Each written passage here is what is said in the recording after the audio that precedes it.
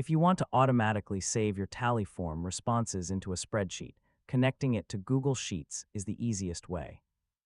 In this guide, I'll show you how to connect Tally forms to Google Sheets step by step. First, log in to your Tally account and open the form you want to connect to Google Sheets.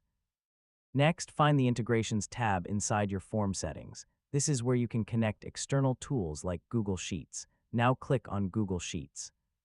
Tally will ask you to sign in with your Google account and grant permission.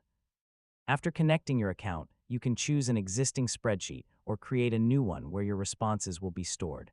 Next, map your form fields to the correct columns in Google Sheets. For example, name goes to name, email goes to email, and so on. Before finishing, submit a test response to make sure everything is syncing correctly into your spreadsheet.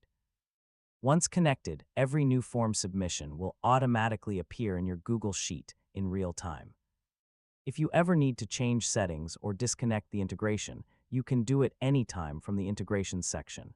And that's how to connect Tally forms to Google Sheets. So it's a simple way to organize your responses and keep everything in one place. Thanks for watching, and I'll see you in the next guide.